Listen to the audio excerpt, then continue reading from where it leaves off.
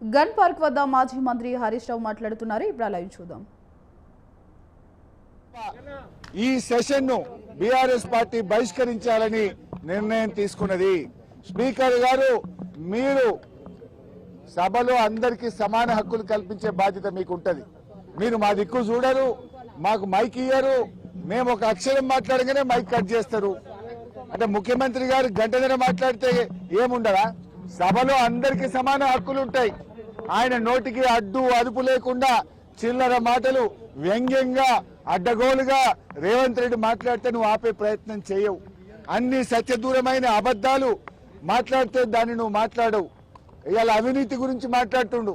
అవినీతికి ఇవాళ రేవంత్ రెడ్డి గారు అడ్డాగా మార్చిండు. రాష్ట్రంలో ఎప్పుడు లేని ఇవాళ ఏ బిల్డింగ్ కు పర్మిషన్ రావాలన్నా, యూసీ ఇవ్వాలన్నా స్క్వేర్ ఫీట్ కు ఒక ఆర్ఆర్ ట్యాక్స్ పెట్టిండు. ఆర్ఆర్ ట్యాక్స్ పెట్టింది నువ్వు కాదా? హైదరాబాద్ లో ఏ బిల్డర్ని అడిగినా బిల్డరు చెప్తారు కదా, యూసీకి ఎంత తీసుకున్నావు, లేదా బిల్డింగ్ పర్మిషన్ కి ఎంత తీసుకున్నావు, ఫైనాన్స్ లో బిల్లులు రావాలంటే 30% కమిషన్, ల్యాండ్ కన్వర్షన్ కావాలంటే 30% కమిషన్. ఈయన ఇంకా పైగా అవినీతి గురించి మాట్లాడుతుండు. అసలు నీకు మాట్లాడే నైతికత ఉందా? ఈ రాష్ట్రాన్ని అవినీతిమయం చేసినావు.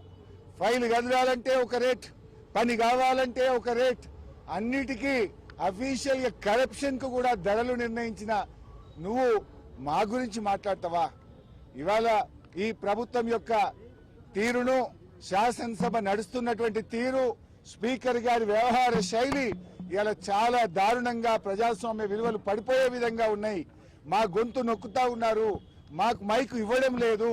సభలో ఏకపక్షంగా నడుపుతున్నటువంటి తీరుకు నిరసనగా, ఈ ప్రభుత్వానికి వైఖరికి, స్పీకర్ గారి వైఖరికి నిరసనగా ఈ శాసనసభ సమావేశాలను బీఆర్ఎస్ పార్టీ బాయ్కాట్ చేస్తుంది.